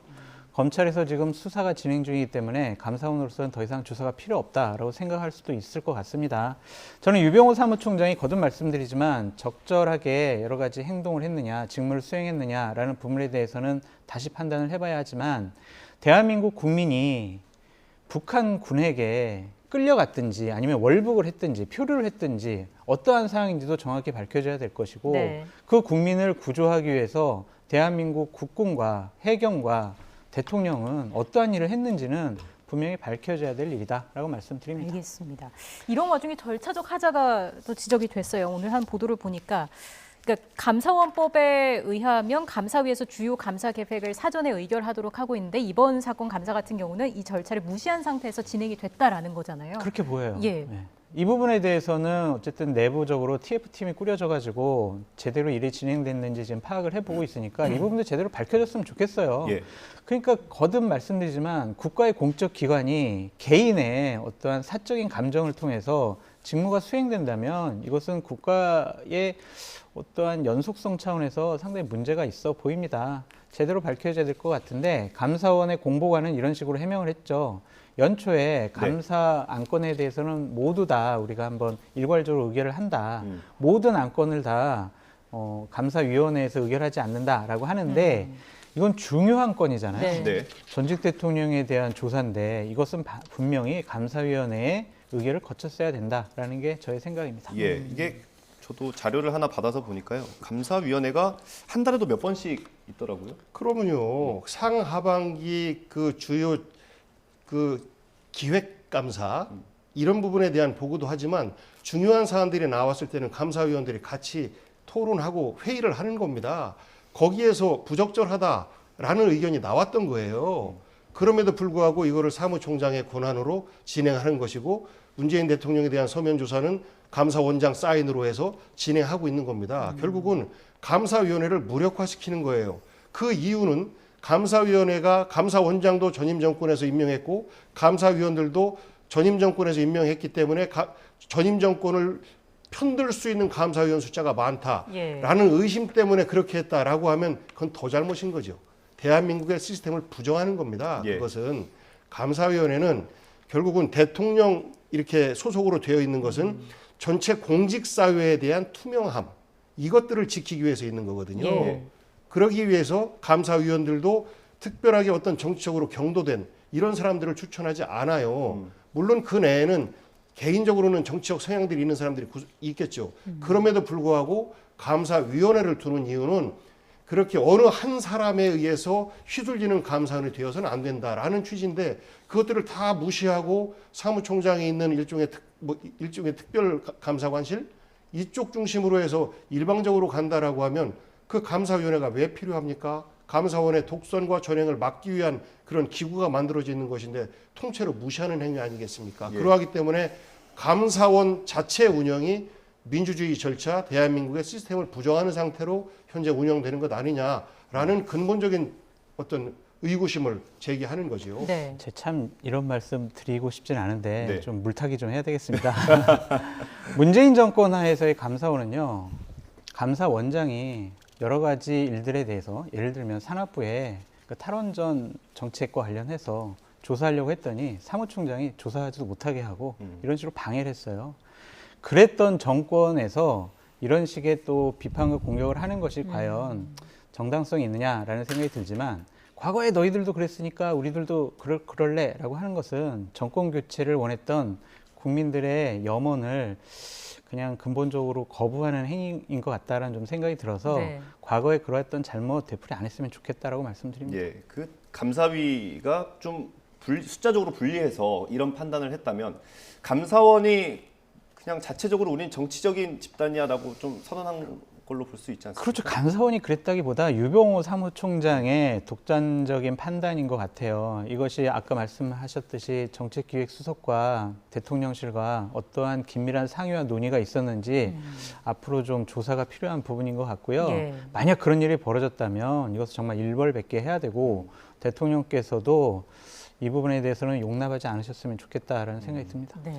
대통령께서 취임 초기에 가장 중요한 관심 사안으로 이 사건을 꼽았지 않습니까? 그러다 보니 충성 경쟁하는 것이고 관련 수석 같은 경우는 대통령의 관심 사안이 어떻게 진행되는지에 대해서 관련 기관과 협력을 하게 돼 있어요. 그런데 감사원 같은 경우는 접근하기가 굉장히 불편하죠.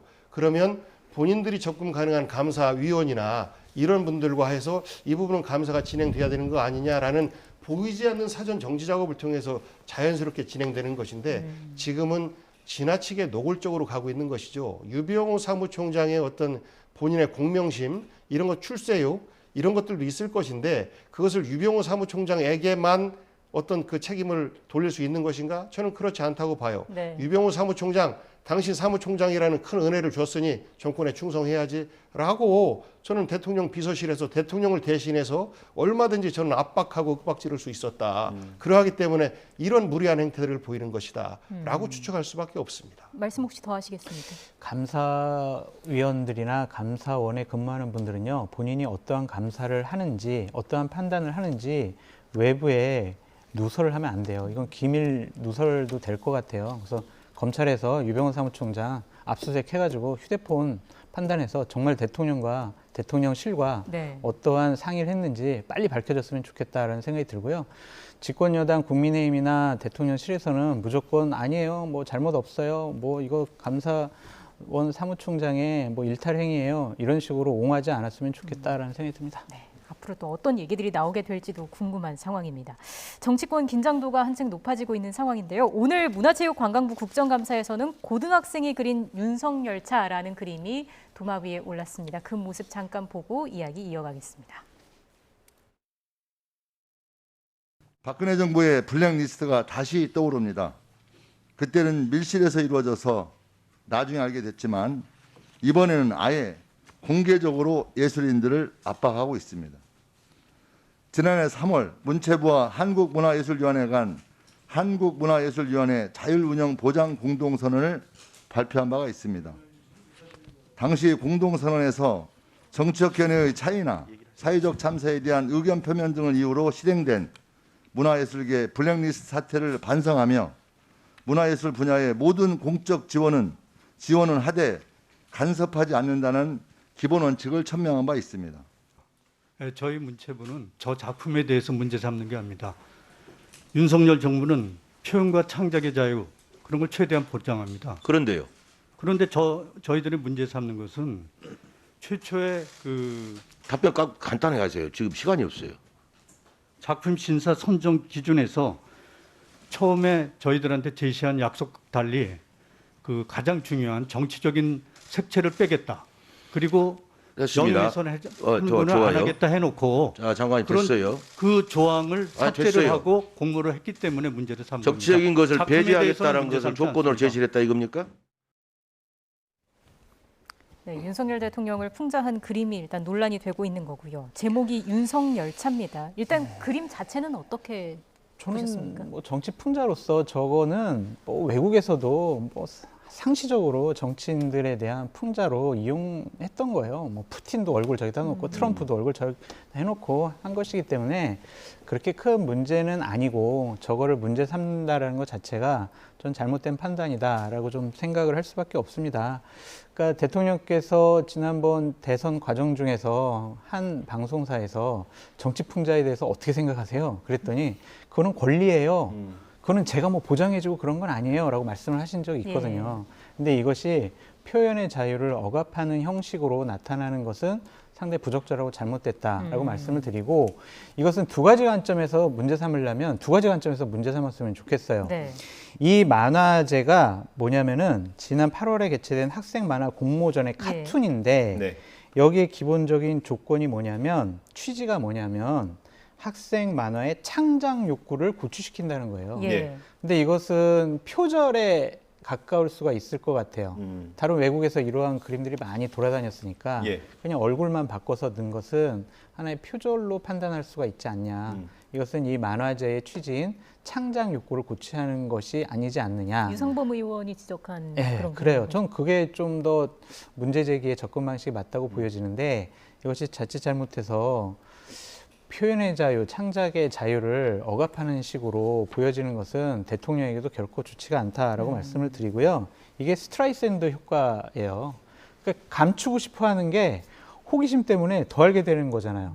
이게 그냥 지난 8월 달에 이게 이미 선정이 된 건데 네. 지금 와서 문제된 것은 문체부에서 문제 삼아서 문제된 거 아니에요. 예. 전 국민들이 다 알게 됐잖아요, 이제 예. 또. 그러니까 이런 부분을 자꾸 문제를 삼아서 박근혜 정권 때 블랙리스트가 떠올라요. 이런 식의 공격 당하는 것 자체가 윤석열 정권에 결코 좋지가 않다. 좀 예. 무리하지 않았으면 좋겠다라고 말씀드립니다. 비서관님. 표현과 창작의 자유는 자유의 기본 중의 기본입니다. 그런데 여기에 대해서 문제를 제기한 것이죠. 그리고 문체부의 문제 제기는 표절이 아니었어요. 정치적인 문제를 가지고 경고를 한 겁니다. 예. 그 다음에 그것에 대해서 결국은 창작의 자유마저도 억압하느냐라는 비판이 일으니까 여당 내에서 표절 때문에 그렇다라고 해서 논란을 바꿔나가는 과정인 것이죠. 그런데 여기에 대해서 해외 언론들도 이거에 대해서 언급을 하고 있습니다. 네. 지난번 그 유엔에서 가서의 부적절한 욕설과 비속어 그것까지 연결시켜가면서 유엔 총회에서 자유를 21번이나 외친 사람이 방송국에 대해서는 언론 탄압을 하고 그리고 고등학생의 창작물에 대해서는 정치적 탄압을 하고 있다라고 비판을 하고 있어요. 네. 얼마나 망신스러운 일입니까?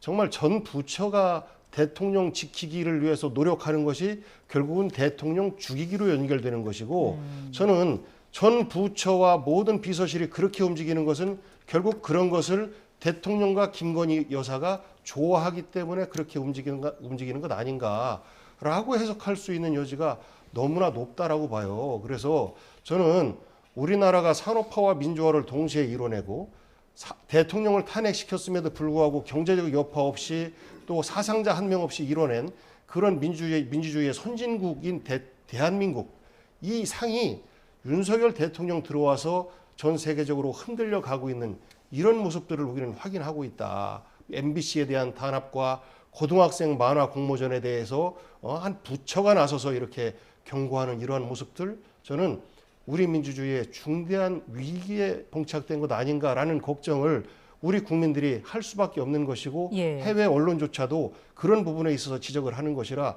저는 굉장히 부끄러운 일이라고 생각합니다. 오히려 저는 문체부에서 마음은 아프지만 그래도 고등학생들이 이런 부분까지도 고민할 수 있다라고 하는 것이 우리 그 대한민국의 미래가 밝다라고 칭찬해 줬으면요.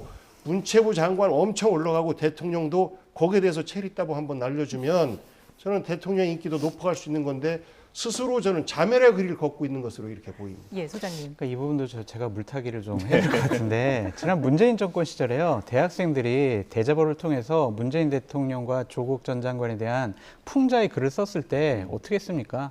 경찰에서 수배하고 잡으러 다녔어요. 그때도 복귀양 비서관님께서 이것은 민주주의의 위기다. 정말 부끄러운 거다. 여기에 체리따봉 날려줬으면 좋겠다라고 말씀하셨으면 훨씬 더 좋지 않았을까라는 생각인데 당시에 정무비서관으로 근무하셨던 복귀양 비서관님께서는 그런 상황들에서 어떻게 판단을 하셨는지 지금 얘기는 듣고 싶습니다. 그런 것 때문에 지지율이 떨어졌습니다. 네. 반성하고 있습니다. 네. 예. 알겠습니다. 근데 문체부 보도자료를 보니까 작품의 그 응모자가 불분명하거나 표절, 도용, 저작권 침해 소지가 있는 경우 그리고 뭐 정치적 의도나 타인의 명예를 훼손한 작품 이런 경우에는 결격 사항으로 정한다 이렇게 돼 있기는 하거든요. 그거를 문체부가 간섭하면 안 되죠. 문체부는 102억 원 정도의 국가의 예산을 지원을 하는 거죠. 예. 그리고 이 상 같은 경우에는 그 만화진흥협회에서 개최한 곳에서 주는 거지 이런 것들을 왜 이 사람한테 왜 이 상을 줬어? 이거는 관여하는 것은 후원이 아니에요. 이건 너무 좀 과도한 개입이 아니냐라는 좀 생각이 듭니다. 네. 그러니까 다른 쪽으로 문제 삼는 거는 괜찮은데 이런 식의 아까 복귀양 비서관님 말씀하셨던 것처럼 야 감히 대통령의 얼굴을 열차에다가 넣고 김건희 여사도 넣었어? 이런 식으로 공격당하잖아요. 그것만 해도 정권으로서는 상당히 마이너스 효과만 발생이 되고 있다라고 말씀드립니다. 문화예술계에 금과 옥조처럼 전해지는 말이 있습니다. 네. 문화예술은 지원은 하되 간섭은 하지 않는다. 그럼요. 이런 원칙이 지켜져야 우리가 문화 강국이 될 수 있는데 과거 박근혜 정부 때도 결국은 문화예술계 인사에 대한 블랙리스트를 작성했던 거 아니겠습니까? 예. 그리고 지금 이렇게 그 정부에서 이 고등학생 창작물에 대해서 뭐 정치적 탄압과 이 표절이냐 아니냐 이렇게 시비를 건다면 과연 많은 그 만평 작가를 꿈꾸고 있는 우리 학생들의 미래의 꿈이 제대로 살아날 수 있을까요? 결국은 이런 지나친 간섭이 문화예술계를 위축시키고 죽이는 역할을 하는 것이다. 예. 그래서 간섭은 하되 지원은 하되 간섭은 하지 말아라 예. 라는 원칙을 문체부에서 지켰으면 좋겠다라는 말씀드려요. 조금 연결되는 얘기긴 한데 이게 좀 궁금하긴 합니다. 이 공모전 같은 걸 할 때 보면 이런 문구가 있었던 것 같아요. 어디에나 정치적 의도가 있으면 안 된다라는 게 있었던 것 같은데 이런 문화예술계에서는 이런 걸 좀 빼는 것도 검토해보는 게 필요할까요? 검토해보는 건 좋은데 여기에 공식적으로는 이런 식으로 돼 있는 모양이더라고요. 사회적 물의를 일으키면 우리가 승인을 취소한다. 그러니까 지원 승인을 취소한다. 네. 뭐 이런 식의 돼 있는 것 같아요.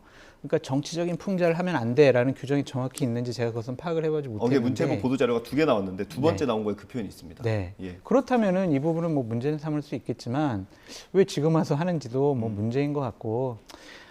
처음부터 이 부분에 대해서는 아까 복경 비서관님 말씀하셨던 것처럼 정치적인 거니까 안 돼, 대통령을 하니까 안 돼, 이런 식의 접근 방식은 좀 옳지 않은 것 같아요.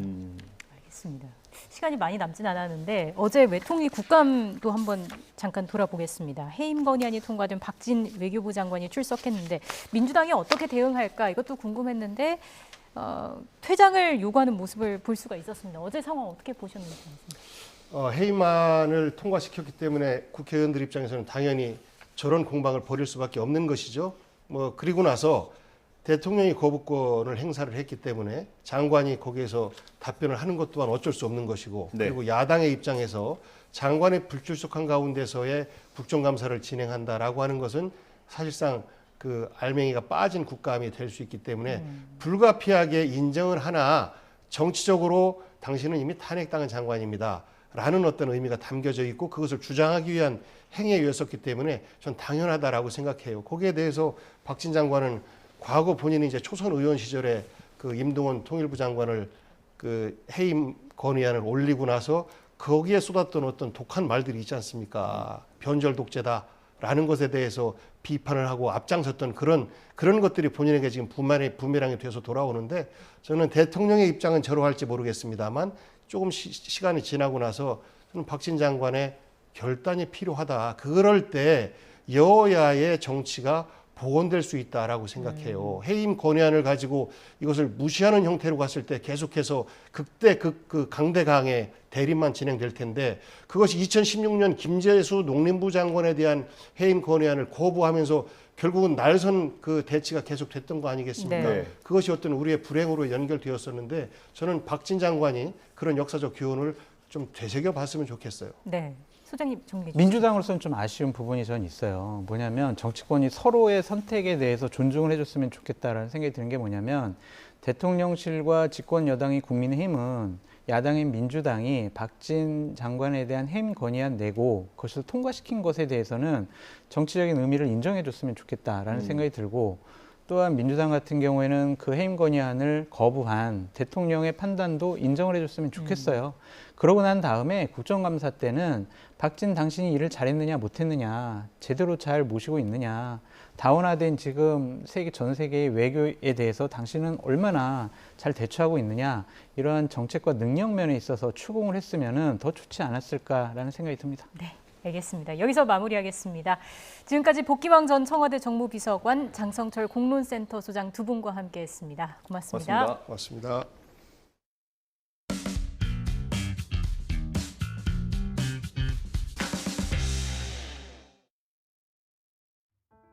표현의 자유로 대표되는 언론의 자유를 좀 말씀드릴까 합니다. 부천 국제만화축제에 고등학생이 낸 카툰 부분 최우수작, 최고 수상작이라고 합니다. 이 부분을 문체부가 뒤늦게서 후원 취소 등의 특별한 조치를 할 계획이다 이렇게 되어 있는데 이 만화가 자유민주주의 대한민국에서 문체부의 개입이 있을 만한 문제입니까?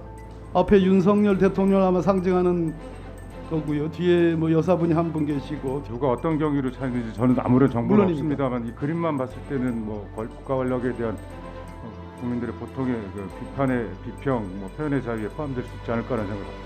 그렇습니다. 이 표현의 자유 부분은 MBC 최근에 대통령의 미국 방문 중에 있었던 정말로 있을 수 없는 그런 욕설 파문, 저는 그렇게 들었습니다. 그거와 관련돼서 1년 전 국회 법사위에서는 새벽 4시에 언론재갈법이 일방 처리됐습니다. 당시 법무부 장관은 이렇게 말했습니다. 언론의 자유는 사회적 공기로서의 책임이 필요하다. 1년 전의 모습과는 또 다른 이야기를 하시네요. 참 이런 것 때문에 정치의 불신이 높아진다고 생각이 됩니다. 오른쪽에 있는 것이 2019년 보리스 존슨 영국 총리를 비판한 정치 카툰입니다. 왼쪽에 최근에 만화축제 금상을 받았다는 그 여고생의 작품입니다. 언론의 자유의 문제입니까? 표절의 문제입니까? 이 정도 되면 표절이라고 볼 수 있죠? 그 분야 제가 잘 몰라서 많이 비슷한 것 같습니다만은 표절이라고 딱 단정해서 말씀드릴 정도의 관련 지식이 없어서. 만화 공모전에서 고등학생이 수상한 수상작 아주 지금의 현 세태를 신랄하게 풍자했다라고 생각이 듭니다. 그런데 이제 거기에 대해서 표절을 가지고 따지는 것은 의미가 없고 오히려 표절을 따진다라고 한다면 김건희 여사의 논문 표절을 이야기하는 게 맞다라고 보이고요.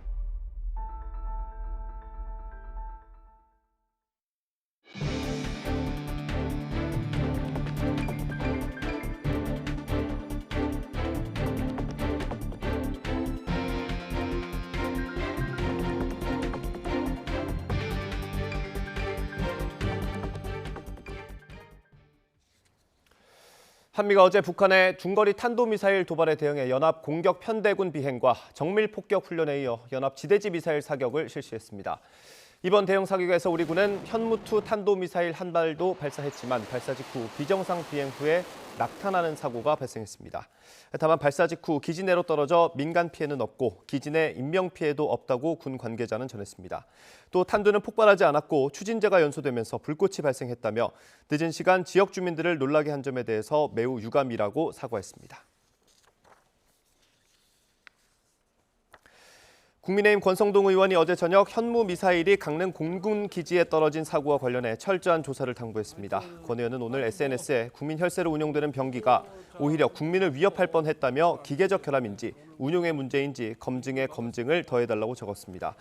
또 사고로 인한 폭발과 섬광으로 많은 강릉 시민과 국민이 걱정했는데 군이 재난 문자 하나 없이 무작정 보도 제한을 취한 건 무책임한 처사라고 지적했습니다. 더불어민주당은 현무2 미사일 낙탄으로 오늘 새벽까지 강릉 일대가 혼란을 빚은 데 대해 윤석열 정부의 안보 공백을 낱낱이 보여줬다고 맹비난했습니다.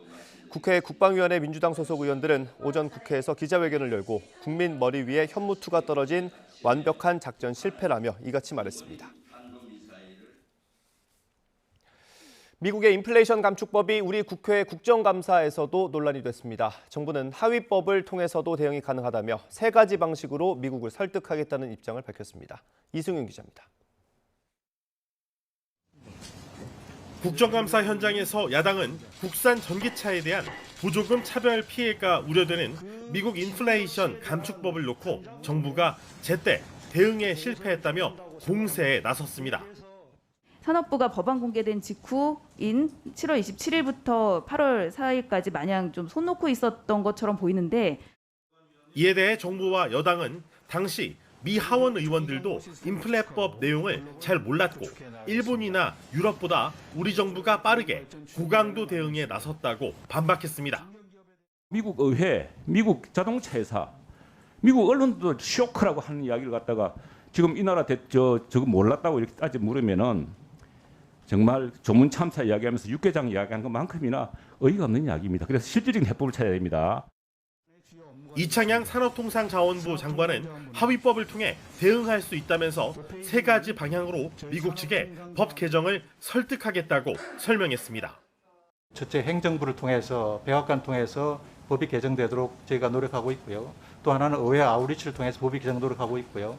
그다음에 여론이나 이런 걸 통해서 법 개정되도록 저희가 노력하고 있습니다. 결국 여야의 신경전은 막말과 고성으로 이어졌습니다. 이 사람이라니 김한정 의원님 어디 함부로 막말을 하고 있어? 어디다가 이 사람이라니? 여야 의원들은 문재인 정부의 탈원전 정책의 타당성과 경제적 타격을 놓고서도 날선 공방을 이어갔습니다. 산업부는 우리 경제가 터널의 가장 깊은 곳을 지나고 있다는 진단을 내놨지만 여야는 해결책 모색보다는 남탓 공방 속에 국감 첫날을 마무리했습니다. YTN 이승윤입니다. 한국은행은 소비자 물가가 앞으로도 상당 기간 높은 오름세를 이어갈 것으로 내다봤습니다. 한국은행은 오늘 오전 이완석 부총재보 주재로 물가 상황 점검 회의를 연 뒤 이같이 밝혔습니다. 한덕수 국무총리는 우리나라의 물가가 다른 나라에 비해 나름대로 선방을 하고 있다고 밝혔습니다. 한 총리는 지난달 국내 소비자 물가 지수가 지난해 같은 달과 비교해서 5.6%로 두 달 연속 둔화세를 보인 반면 미국은 8월 달 전년 동월 대비 8.3%, OECD는 평균 10.3%로 나타났다며 이같이 말했습니다. 또 우리나라는 외환 보유액이 4,364억 달러로 세계 9위이고 재정 건전성에 대한 대외적 평가도 호의적이라고 강조했습니다.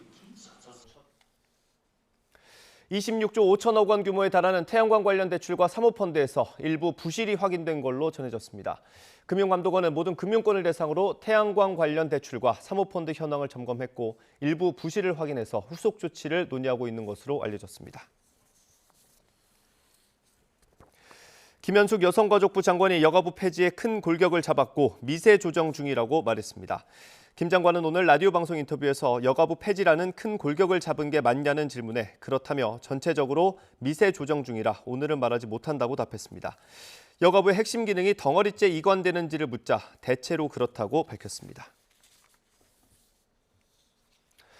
더불어민주당 이재명 대표는 보수 정권의 DNA라고 할 수 있는 민영화가 다시 시작됐다며 최근엔 YTN 지분 매각과 MBC 민영화 얘기도 공공연히 하고 있다고 비판했습니다.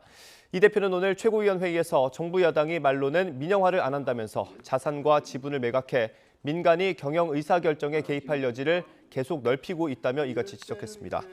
이 대표는 정부 여당의 민영화 시도를 저지하기 위해 당내 대책기구를 신속히 구성하고 민영화 방지법과 국유재산 특혜 매각 방지법도 최선을 다해 처리하겠다고 강조했습니다. 올해 노벨 물리학상은 양자 정보과학 연구의 선구자로 꼽히는 학자 3명이 공동 수상했습니다. 이들의 연구는 양자 기술의 새 시대를 열 기반을 놓았다는 평가를 받았습니다. 보도에 이상순 기자입니다. 올해 노벨 물리학상은 10여 년 전부터 수상자로 예측됐던 연구자들에게 돌아갔습니다. 프랑스의 알랭 아스페, 미국의 존 F 클라우저, 오스트리아의 안톤 차일링거 등 3사람입니다. 이른바 양자 정보과학의 초석을 놓은 과학자들입니다. They received the prize for experiments with entangled photons, establishing the violation of Bell inequalities and pioneering quantum information science. 노벨위원회는 양자 얽힘 상태에 관한 획기적 실험에서 양자 컴퓨터와 양자 암호화 보안 통신 등의 연구 분야가 생겨났다고 설명했습니다. 공동 수상자 중 존 클라우저는 벨 부등식 위배를 최초로 실험적으로 입증했습니다. Well, it's been a long time. This is all work that I did more than 50 years ago. Work that started when I was a graduate student back. Wrote a paper in 1969 proposing to do an original experiment testing foundations of quantum mechanics. 공동 수상자 중 프랑스의 아스페는 클라우저의 최초 실험 후에도 1980년대 이를 보완하는 실험을 고안해 완성도를 높였습니다. 이들의 양자 정보과학 연구는 보안성이 보장되는 정보 전달과 양자 컴퓨팅, 센싱 기술 등의 분야에서 잠재력을 지닌 것으로 평가받고 있습니다. 양자 역학적 얽힘을 활용한 정보 전송을 양자 원격 전송이라고 하지만 이는 스타트rek에 나오는 순간이동과는 전혀 무관하다는 것이 수상자들의 설명입니다. Ich kann Ihnen ganz stolz sagen, das ist für nichts gut. Das mache ich nur aus Neugierde, weil ich von der Quantenphysik von Anfang an, wo ich zum ersten Mal davon gehört habe, vollkommen begeistert war. 노벨 상금은 1,000만 크로나 약 13억 원이며 수상자 3명은 상금을 3분의 1씩 나눠받게 됩니다. 노벨위원회는 물리학상에 이어 5일에는 화학상, 6일 문학상, 7일 평화상, 10일 경제학상 수상자를 차례로 발표할 예정입니다. YTN 이상순입니다. 전북 군산 새만금 국제공항 예정지에서 온전한 형태의 고려시대 상감청자들이 잇따라 발견되고 있습니다. 일단 발견 장소의 2%만 발굴하는 계획이 잡혔는데 향후 공항 건설에 어떤 영향을 미칠지 관심입니다. 김민성 기자의 보도입니다. 멀리 수면 아래 흙 속에 박혀 뒤집힌 그릇 하나가 보입니다. 가까이 다가가 표면에 낀 초록 얼룩과 흙을 씻어냅니다. 얼마 지나지 않아 제 모습을 드러낸 그릇. 사람들의 탄성이 터져 나옵니다. 어머 깨끗하다. 야, 세상에. 야, 이거 보물입니다, 보물. 이야.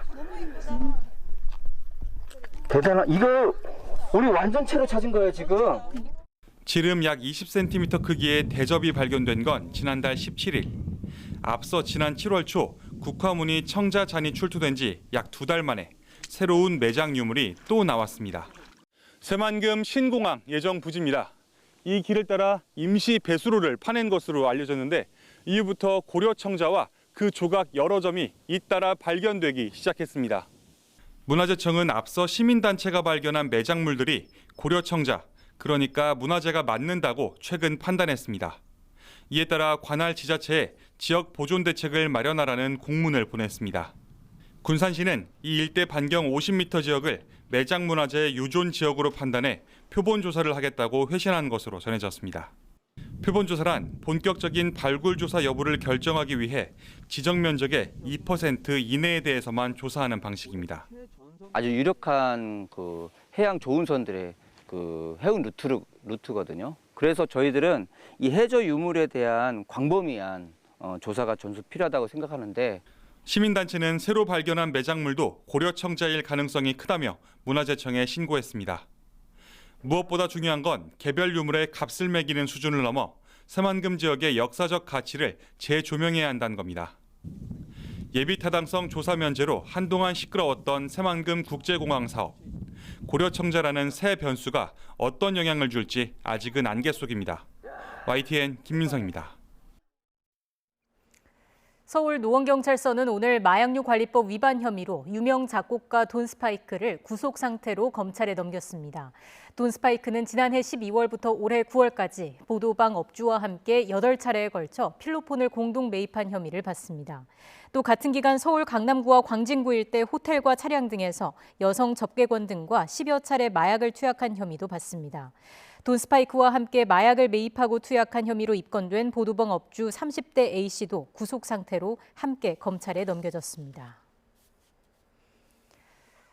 100억 원어치에 달하는 필로폰 3kg과 야바, 대마 등 각종 마약류를 국내에 밀반입해 유통한 태국인 일당이 검거됐습니다. 충남경찰청 마약범죄 수사대는 마약류 관리법 위반 혐의로 총책 33살 A씨와 조직원, 단순 투약자 등 모두 40명을 검거해서 그중 9명을 구속했다고 밝혔습니다. 이들 일당은 라오스에서 필로폰 등 마약류를 콜라겐 등 건강식품 사이에 숨긴 뒤 국제 특급 우편을 통해 국내에 밀반입한 뒤 유통하고 이를 투여하기도 한 혐의를 받습니다. 정신질환으로 치료 중인 40대가 흉기를 들고 파출소에서 난동을 부리다 경찰에 제압됐습니다. 지난 2일 오후 3시 50분쯤 부산 학장동 학장파출소에 40대 A씨가 흉기를 들고 들어가 오늘 죽을 거다라는 등의 말을 하며 근무자를 위협했습니다. 당시 파출소에 있던 근무자 2명은 A씨에게 흉기를 내려놓으라고 설득하다가 테이저건으로 제압했습니다. 경찰 관계자는 A씨를 정신병원에 응급 입원시키고 보호자가 간호하도록 조치했다고 말했습니다. 프로야구 SSG가 정규 시즌 우승을 확정하고 한국 시리즈에 직행했습니다. SSG는 시즌 개막 이후 단 한 번도 선두를 내주지 않은 KBO 사상 첫 와이어2와이어 우승을 달성했습니다. 보도에 김상희 기자입니다. 선두 자리를 넘보던 2위 LG가 기아의 발목을 잡히면서 경기 없이 휴식을 취했던 SSG가 정규 시즌 우승을 확정했습니다. SSG는 LG와 게임차를 4경기 차로 벌리면서 남은 3경기 결과에 관계없이 한국 시리즈 직행 티켓을 손에 넣었습니다. 조금은 김 빠진 우승 확정이었지만 시즌 개막 이후 단 한 번도 선두 자리를 내주지 않은 한국 프로야구 역사상 최초의 와이어 투 와이어 우승입니다. 5위 기아는 타선의 폭발과 10승을 올린 이의리의 호투 속에 LG를 꺾고 6위 NC와의 격차를 2경기 반차로 벌렸습니다. 4경기를 남긴 기아는 가을 야구 매직 넘버를 2로 줄이면서 4년 만에 포스트 시즌 진출에 한 발짝 더 다가섰습니다. 팀으로서 좀 중요한 경기였는데 오늘 승리하게 돼서 정말 기쁘고 아무래도 좀 욕심이 났던 것 같습니다. 3위 KT는 황재균의 3안타 3타점 활약 속에 삼성을 꺾고 5연승을 달려 4위 키움을 반경기 차로 떼어놨습니다. KT는 5경기를, 키움은 2경기를 남기고 있어 준 플레이오프 직행 티켓을 향한 두 팀의 경쟁은 마지막 순간까지 계속될 전망입니다. 삼성은 4연승에 실패해 신락갔던 포스트 시즌 진출 꿈이 무산됐습니다. 멀티히트를 쳤다는 게 참 기분이 좋고 그래도 사이클이 조금씩 올라오는 것 같아서 이게 좀 끝까지 이어지고 가을 야구까지 이어졌으면 좋겠습니다. 프로야구는 1위와 2위 팀이 확정됐지만 여전히 3, 4, 5위 팀 경쟁이 진행 중인데다 이정우와 김광현 등의 의미 있는 개인 기록 도전이 남아있어 마지막까지 볼거리를 제공하고 있습니다. YTN 김사익입니다. 제27회 부산국제영화제가 오늘 오후 개막식을 시작으로 열흘간의 일정에 들어갑니다. 부산국제영화제는 해운대 영화의 전당 야외극장에서 오늘 오후 5시 반 국내외 영화인들의 레드카펫 행사를 시작으로 배우 류준열과 전여빈의 사회로 개막식을 진행합니다. 레드카펫 행사에는 이준익 감독, 신하균, 한지민, 진성규 등 국내 영화인들과 개막식에서 올해 아시아 영화인상을 수상하는 양조위 배우, 고레에다 히로카즈 감독, 카세류 배우 등 해외 영화인들이 참석할 예정입니다. 높고 파란 하늘과 맞닿은 갈대의 모습이 마치 한 폭의 그림을 연상케 합니다. 오늘 공기도 깨끗하고 간간히 가을볕까지 내리쬐면서 깊어가는 가을을 느끼기 참 좋은 날씨인데요. 하지만 바람결이 다소 차갑습니다. 현재 서울 기온은 20도 선에 머물면서 예년 기온을 3도가량 밑돌고 있고요. 퇴근길 무렵에는 날이 더 쌀쌀해지겠습니다. 따뜻한 겉옷 꼭 챙기셔서 체온 조절 잘 해주시기 바랍니다. 현재 대부분 지역의 하늘에는 구름만 다소 지나고 있습니다. 하지만 동풍의 영향을 받는 동해안 지역에는 비가 내리고 있는데요. 모레까지 영동 중북부에 최고 100mm 이상, 경북 북부 동해안에도 최고 50mm의 비가 예상되고요. 오늘 서울을 제외한 중부와 영남 내륙에도 5mm 미만의 비나 산발적인 빗방울이 떨어지는 곳이 있겠습니다. 오늘 낮 기온은 예년보다 2에서 5도가량 낮아 쌀쌀하겠습니다. 서울 20도, 대전과 대구 21도, 광주는 22도로 예상됩니다. 당분간 흐린 날씨 속에 곳곳으로 비 소식이 잦겠습니다. 토요일에는 반짝 맑은 날씨를 되찾겠지만 서울 아침 기온이 9도까지 떨어지며 올가을 들어 가장 쌀쌀할 것으로 보이고요. 한글날인 일요일과 월요일 사이에도 대부분 지역에 비가 내릴 전망입니다. 오늘도 동해안 지역에는 너울성 파도가 높게 일겠습니다. 파도가 방파제나 해안도로를 넘는 곳이 있으니까요. 해안가 접근을 자제하는 등 안전사고에 주의해 주시기 바랍니다. 지금까지 YTN 홍나실입니다. 이상으로 뉴스앤이슈 마치겠습니다. 잠시 뒤에 더 뉴스가 방송됩니다. 시청해 주신 여러분 고맙습니다.